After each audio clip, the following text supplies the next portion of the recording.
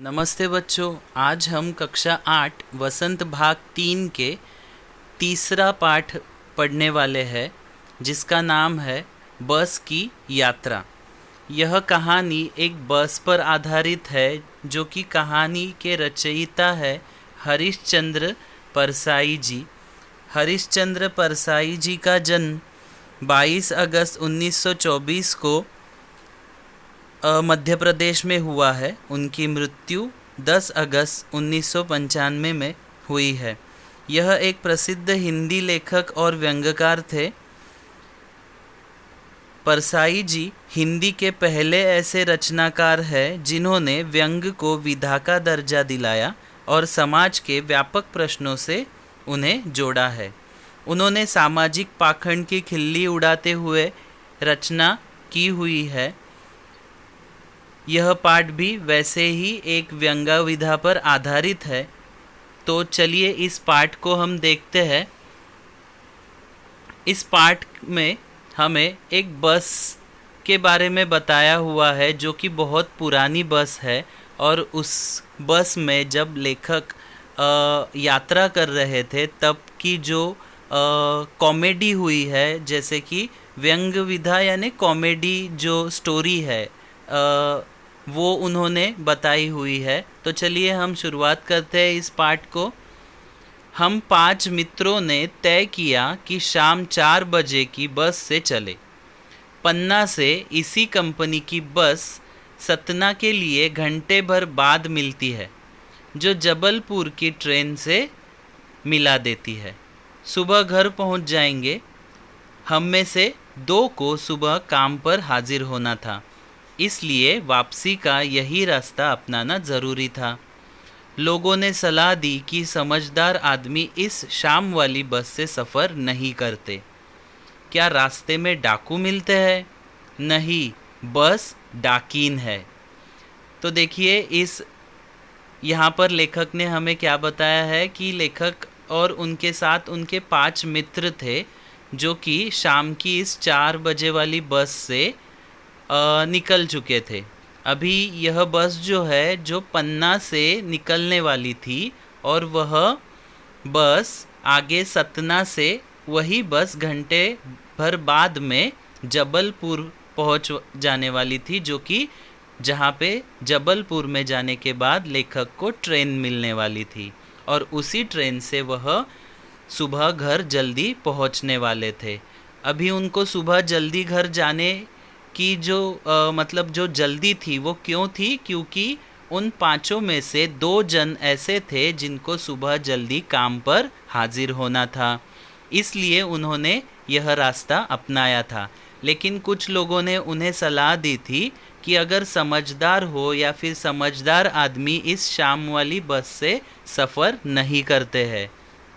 तभी लेखक ने उन्हें पूछा है, इस शाम वाली बस से सफ़र करना क्यों नहीं करना है? क्या रास्ते में डाकू मिलते हैं? तभी लोगों ने बताया है कि नहीं, यह बस जो है वही एक बड़ी डाकीन है, मतलब डाकू से वह बस कुछ कम नहीं है। आगे देखिए। बस को देखा तो श्रद्धा उमड़ पड़ी। खूब वयोवृद्ध थी, सदियों के अनुभव के निशान लिए हुए थी। लोग इसलिए इससे सफ़र नहीं करना चाहते कि वृद्धावस्था में इसे कष्ट होगा। यह बस पूजा के योग्य थी, उस पर सवार कैसे हुआ जा सकता है? बस कंपनी के एक हिस्सेदार भी बस से जा रहे थे। हमने उनसे पूछा, यह बस चलती भी है? वह बोले, चलती क्यों नहीं है जी, अब भी चलेगी। हमने कहा, वही तो हम देखना चाहते हैं, अपने आप चलती है यह? हाँ जी, और कैसे चलेगी? देखिए यहाँ पे भी लेखक ने कुछ कॉमेडी की हुई है, जैसे कि वह बता रहे हैं कि यह बस जो है उसे देखकर लेखक को श्रद्धा उमड़ आ गई है, क्योंकि वह बस जो है वो बस बड़ी ही वृद्ध लग रही थी। वृद्ध यानी बहुत पुरानी थी, जैसे कि हम इंसानों में वृद्ध किन्हें बोलते हैं, जिनकी उम्र ज़्यादा होती है, तो वैसे ही यह बस की उम्र बहुत ज़्यादा हो चुकी थी, मतलब वह वृद्ध हो चुकी थी। तो इसीलिए इसमें सफ़र करना ठीक नहीं लग रहा था, क्योंकि पुरानी गाड़ी कभी भी बंद पड़ सकती है। तो लेखक वह यहाँ पर यही बता रहे हैं कि इससे सफ़र करना नहीं चाहिए, बल्कि इसकी पूजा करनी चाहिए, क्योंकि इसके अनुभव बहुत बड़े हैं। इस बस को देखकर, उसके ऊपर के निशान देखकर तो ऐसे लगता है कि इसने बहुत कष्ट लिया है अपनी पूरे जीवन में, तो इसकी पूजा करनी चाहिए। उसी समय वह बता रहे हैं कि उसी बस में उस कंपनी के एक हिस्सेदार भी थे, बस कंपनी के हिस्सेदार भी थे। तो लेखक ने उन्हें यह बात पूछी है कि यह इतनी पुरानी बस चलती भी है? तब उन्होंने जवाब दिया है कि हाँ भाई चलती है, क्यों नहीं चलेगी, अब भी चलेगी। लेखक ने पूछा है, वही हम देखना चाहते हैं, ये अपने आप चलती है या इसे कुछ चलाना या धक्का देना पड़ता है? जबकि कोई पुरानी गाड़ी हो तो वो सही ढंग से चलती नहीं है, इसलिए लेखक ने यह सवाल किया है। आगे देखिए, गजब हो गया, ऐसी बस अपने आप चलती है। हम आगा पीछा करने लगे। डॉक्टर मित्र ने कहा, डरो मत, चलो, बस अनुभवी है, नई नवेली बसों से ज़्यादा विश्वसनीय है, हमें बेटों की तरह प्यार से गोद में लेकर चलेगी। हम बैठ गए। जो छोड़ने आए थे वे इस तरह देख रहे थे जैसे अंतिम विदा दे रहे हैं। उनकी आंखें कह रही थी, आना जाना तो लगा ही रहता है, आया है सो जाएगा, राजा रंक फकीर। आदमी को कुछ करने के लिए एक निमित्त चाहिए। अभी देखिए यहाँ पर लेखक हमें क्या बता रहे हैं कि उन्हें इस पे अचंभा हो रहा है कि ये इतनी पुरानी बस अपने आप चलेगी। सभी मित्र उसमें बैठने लगे।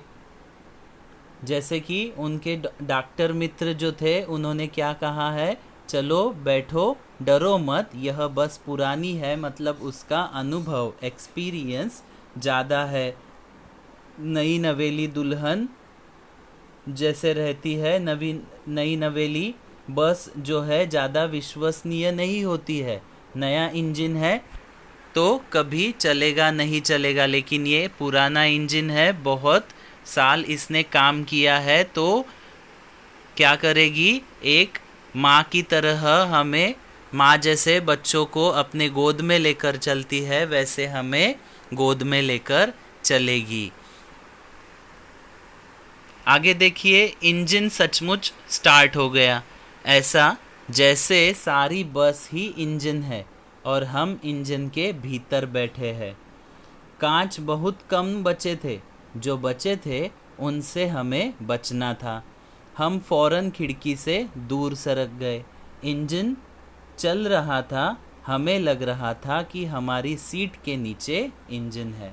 देखो, अभी लेखक बता रहे हैं कि उनकी बस तो चालू हो चुकी है, शुरू हो चुकी है, लेकिन जैसे बस शुरू हुई तो उन्हें ऐसा महसूस होने लगा कि हम इंजन के अंदर बैठे हैं, क्योंकि इतनी पुरानी बस थी। वह उसका इंजन जब चालू हुआ तो बस बहुत ज़्यादा हिलने लगी।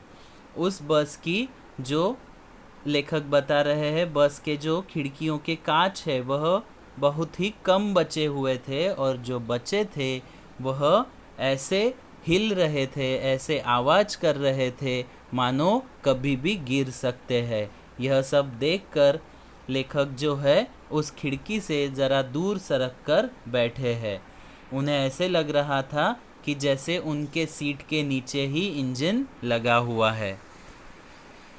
बस सचमुच चल पड़ी और हमें लगा कि यह गांधी जी के असहयोग और सविनय अवज्ञा आंदोलन के वक्त अवश्य जवान रही होगी। उसे ट्रेनिंग मिल चुकी थी, हर हिस्सा दूसरे से असहयोग कर रहा था। पूरी बस सविनय अवज्ञा आंदोलन के दौर से गुजर रही थी। सीट का बॉडी से असहयोग चल रहा था। कभी लगता सीट बॉडी को छोड़कर आगे निकल गई है, कभी लगता कि सीट को छोड़कर बॉडी आगे भागी जा रही है। 8-10 मील चलने पर सारे भेदभाव मिट गए। यह समझ में नहीं आता था कि सीट पर हम बैठे हैं या सीट हम पर बैठी है। अभी उन्होंने क्या बोला है कि यह बस इतनी पुरानी है जैसे कि मानो गांधी जी का असहयोग और सविनय अवज्ञा का जो समय था, उस समय यह बस जवान होगी, तब की ये बस होगी जिसको बहुत सारे एक्सपीरियंस यानी अनुभव मिले होंगे। जैसे कि उस समय असहयोग गांधी जी ने किया था, सविनय अवज्ञा की आंदोलन किया था, उसी तरह यह बस भी कर रही है। जैसे कि बस का कोई भी हिस्सा किसी भी हिस्से के मुताबिक नहीं चल रहा था, जैसे मानो पूरी बस हिल रही थी, सीट आगे पीछे हो रहे थे। लेखक को ऐसा महसूस हो रहा था कि हम सीट पर बैठे हैं या सीट हमारे ऊपर बैठी हुई है। आगे देखिए, एकाएक बस रुक गई। मालूम हुआ कि पेट्रोल की टंकी में छेद हो गया है। ड्राइवर ने बाल्टी में पेट्रोल निकालकर उसे बगल में रखा और नली डालकर इंजन में भेजने लगा। अब मैं उम्मीद कर रहा था कि थोड़ी देर बाद बस कंपनी के हिस्सेदार इंजन को निकालकर गोद में रख लेंगे और उसे नली से पेट्रोल पिलाएंगे, जैसे माँ बच्चे के मुंह में दूध की शीशी लगाती है। बस की रफ्तार अब 15-20 मील हो गई। मुझे उसके किसी हिस्से पर भरोसा नहीं था। देखिए, अभी लेखक ने क्या बताया है कि आगे जाकर बस एकाएक रुक गई, अचानक से रुक गई, तो समझ में आया कि पेट्रोल की जो टंकी है उसमें छेद हो गया था। ड्राइवर ने उस पर क्या किया, ज़रा भी परेशान न होते उस टंकी में से पेट्रोल बाल्टी में निकाला और बाल्टी अपने साथ में लिए बैठ गया। उस बाल्टी में से उस ड्राइवर ने क्या किया, एक नली के सहारे इंजन में पेट्रोल छोड़ना शुरू कर दिया। अब जैसे कि लेखक बोल रहे हैं कि उन्हें अब डर लग रहा था कि अभी थोड़ी देर बाद बस कंपनी का हिस्सेदार क्या करेगा। जैसे ड्राइवर ने पेट्रोल बाल्टी में निकालकर इंजन को पिलाना शुरू कर दिया, अब थोड़ी देर बाद बस कंपनी का हिस्सेदार इंजन को ही गोद में लेकर उसे जैसे माँ शीशी में दूध पिलाती है, उसी तरह यह हिस्सेदार उस इंजन को पाइप से, नली से क्या करेगा, पेट्रोल पिलाएगा। ऐसे करते अभी जो लेखक बता रहे हैं कि इस सब दौरान अभी बस की जो रफ्तार है, स्पीड है, वह अब कम हो गई थी। अब लेखक कह रहे हैं कि अब मुझे बहुत ज़्यादा डर लग रहा है, अभी मुझे बस के किसी भी हिस्से पर भरोसा नहीं रहा है। ब्रेक फेल हो सकता है, स्टीयरिंग टूट सकता है। प्रकृति के दृश्य बहुत लुभाने थे। दोनों तरफ हरे भरे पेड़ थे जिन पर पक्षी बैठे थे। मैं हर पेड़ को अपना दुश्मन समझ रहा था। जो भी पेड़ आता डर लगता कि इससे बस टकराएगी। वह निकल जाता तो दूसरे पेड़ का इंतज़ार करता। झील दिखती तो सोचता कि इसमें बस गोता लगा जाएगी। एकाएक फिर बस रुकी। ड्राइवर ने तरह तरह की तरकीबें की पर वह चली नहीं। सविनय अवज्ञा आंदोलन शुरू हो गया था। कंपनी के हिस्सेदार कह रहे थे, बस तो फर्स्ट क्लास है जी, यह तो इत्तेफाक की बात है। अभी देखिए, जैसे ही आगे आगे बस जा रही थी, लेखक बहुत ज़्यादा डर रहे थे।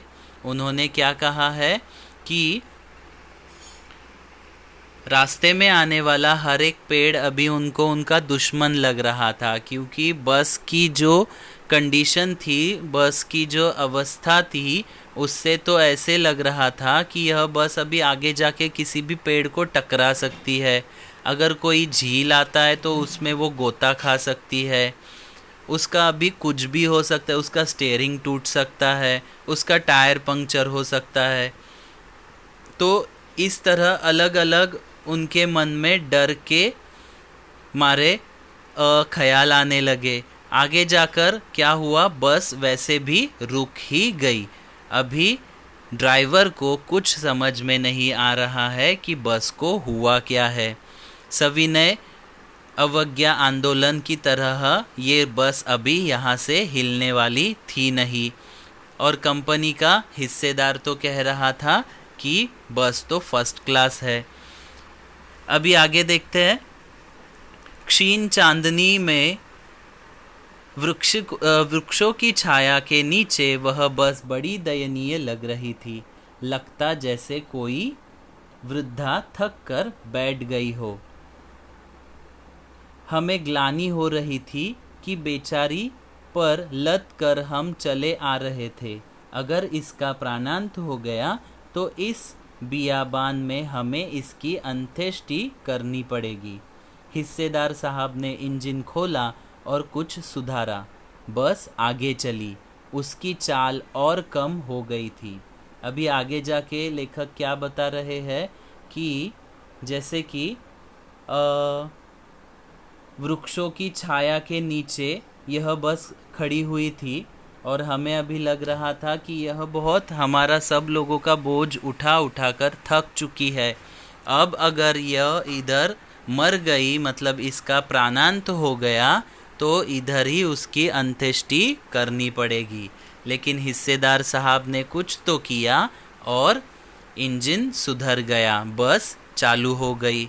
लेकिन उसकी रफ्तार जो है, उसका स्पीड जो है, वह पहले से कम हो गया था। धीरे धीरे वृद्धा की आंखों की ज्योति जाने लगी। चांदनी में रास्ता टटोलकर वह रेंग रही थी। आगे या पीछे से कोई गाड़ी आती दिखती तो वह एकदम किनारे खड़ी हो जाती और कहती, निकल जाओ बेटी, अपनी तो वह उम्र ही नहीं रही। एक पुलिया के ऊपर पहुँचे ही थे कि एक टायर फिस करके बैठ गया। वह बहुत जोर से हिलकर थम गई। अगर स्पीड में होती तो उछल कर नाले में गिर जाती।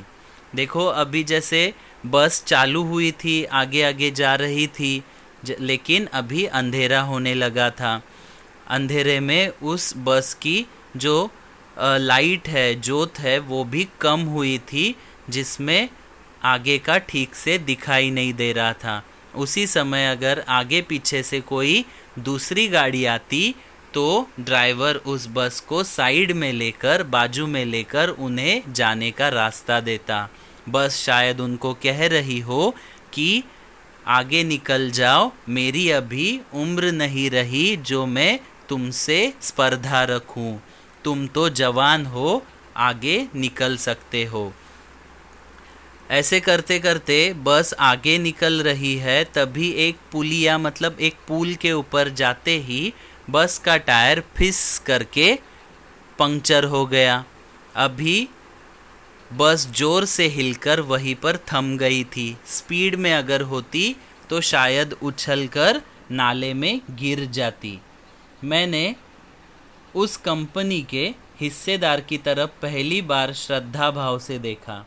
वह टायरों की हालत जानते हैं, फिर भी जान हथेली पर लेकर इसी बस से सफ़र कर रहे थे।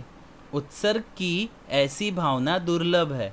सोचा इस आदमी के साहस और बलिदान भावना का सही उपयोग नहीं हो रहा है। इसे तो किसी क्रांतिकारी आंदोलन का नेता होना चाहिए।